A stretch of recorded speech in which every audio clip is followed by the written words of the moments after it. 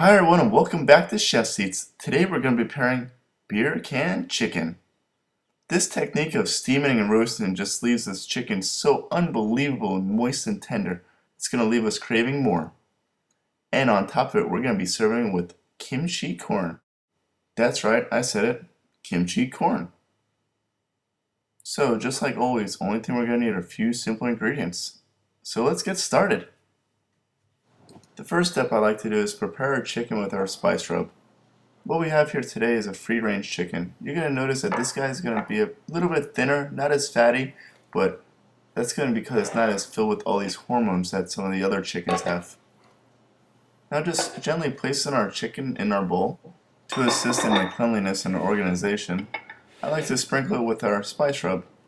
Again, this is my personal spice rub with just a few simple household ingredients, which I like to mix together. But you should definitely go to the store and try out a few different types of whatever you like. There's so many different flavors out there. While distributing our spice rub, it's very important to season generously and quite evenly throughout the bird, making sure that we get all over the breast, the back, the legs, the thighs, in between the little crevices. All of this is going to be flavor added up that we're going to be eating.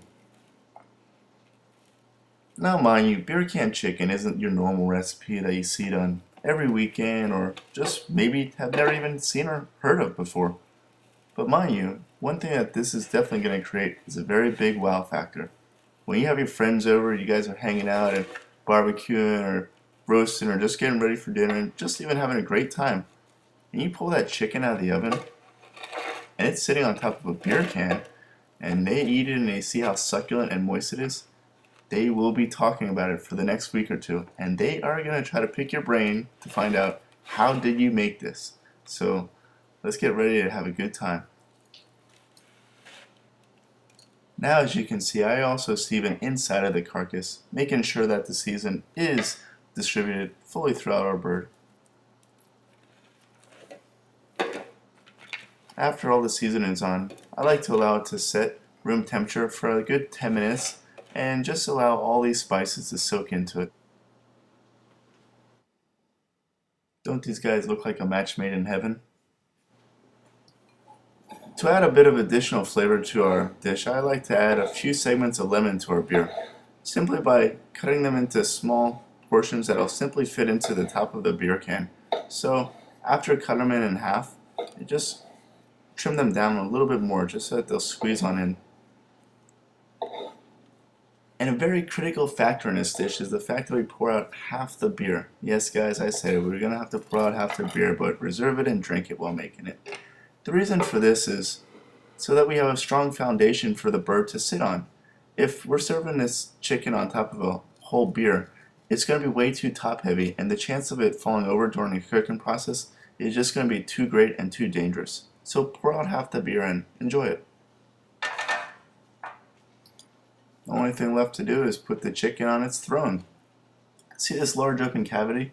Well, this is going to be the house for the beer.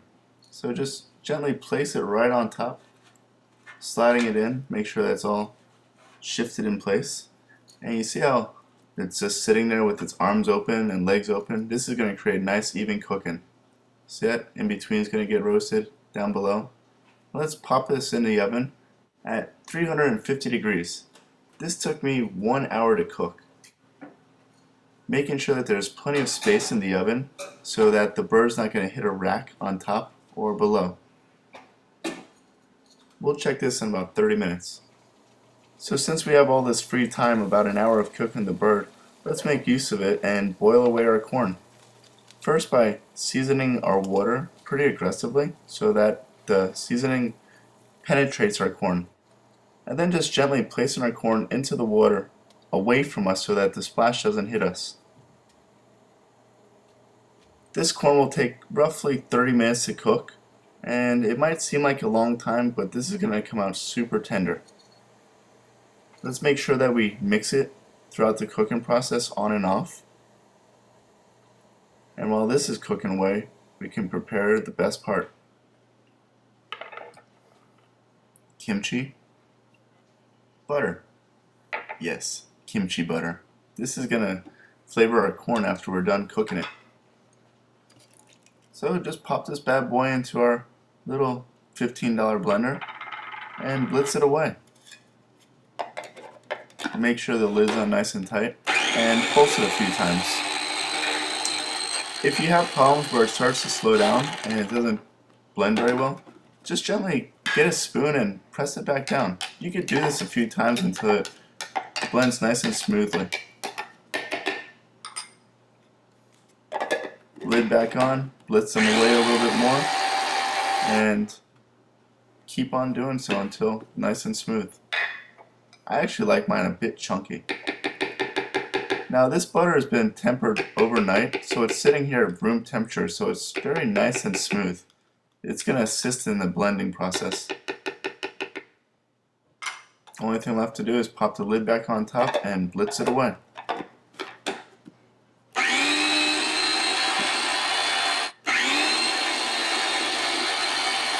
This might take a few minutes. Also a few shakes. Look how smooth this came out. This kimchi butter is going to add so much flavor onto our corn when we roast it later on. After boiling away for about 25 to 30 minutes, I like to test the tenderness just by pulling a piece of corn out and ripping off a little kernel. This might be a little hot, so just be careful in doing so. And try it. If it's nice and soft and tender, it's ready to come out. I also allow this corn to cool down a bit for the rest of the cooking process of the chicken, just because the kimchi butter, I don't want it to melt off right when it hits it, so when it cools down it's going to stay on it a bit longer and infuse more flavor into it. After 45 minutes of the cooking process, the chicken's released a lot of fat into the bottom of the pan, and what I decided to do, just to gain additional flavor and crunch to the skin, is just give it a nice little baste. Now be very gentle when doing this because it can be dangerous if it falls over. Make sure we get all legs, arms, breast. Also spin around and get the back. Then we'll just continue to cook the chicken for another 15 minutes, a total of 1 hour at 350 degrees, until the inner temperature of the chicken is 165 degrees. You could also go a little bit less because the carryover factor will help keep cooking the chicken. Also allow this bird plenty of time to rest after cooking. This is going to help the juices remain in the meat and stay so tender. To help us stay distracted from cutting into this bird right away, I gave us another task that we need to do. Let's prepare a kimchi corn. Big old cooked corn, spoonful of kimchi butter, and blast away, covering it up nice and evenly. Two of my favorite ingredients, kimchi and butter. There you go. Make sure all sides are distributed evenly.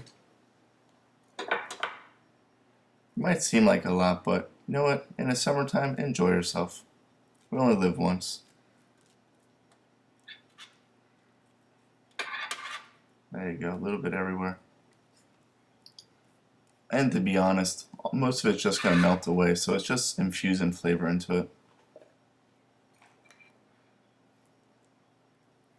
The reason why we're going to broil this opposed to baking it is because it's going to have a lot more of an intense direct heat hitting the corn and melting this kimchi butter and caramelizing it. Caramelization always adds more additional flavor to it, and whatever it is that you're doing or cooking. Make sure we distribute all that butter evenly. There we go, a little extra on top here. I know which piece I'm going to have. Pop this guy in the oven, about 20 minutes on broil. Only thing we're going to need to do is cut a lime wedge up and sprinkle it on top. This is optional. Personally, I think corn and lime go hand in hand with each other. Also, the little bit of that spice, that kimchi, it's sort of a little South American, Korean influence. Now the only thing left for us to do is plate up. A little bit of corn here, a little bit of corn there. You know, I think it's really fun to try to make our food presentable so that when we eat it, it looks attractive. And mind you, I understand it's only chicken and corn that we're serving up here, but let's try to have fun with this. These birds are so moist, from roasting on the outside and steaming on the inside. Oh, it's going to be your little hidden secret from your friends. Now, when plating your food, go ahead and play with it. Your parents may have told you as a child, don't play with your food, but you want to know what? We eat with our eyes, and enjoy yourself. I also like to finish with a touch of the lime zest. It's going to help really lighten up the dish as well. Also with some of the juice of that lime. There we go. You see, it was as simple as that. Beer can chicken and kimchi corn. Hope you guys really enjoyed watching this, and especially hope you guys really enjoy making this. Here's a recipe as following, and I'm really looking forward to hearing your feedback of telling me how it turned out for you. I'm excited, and also let me know if you did any changes. Thanks for watching. Please like and subscribe.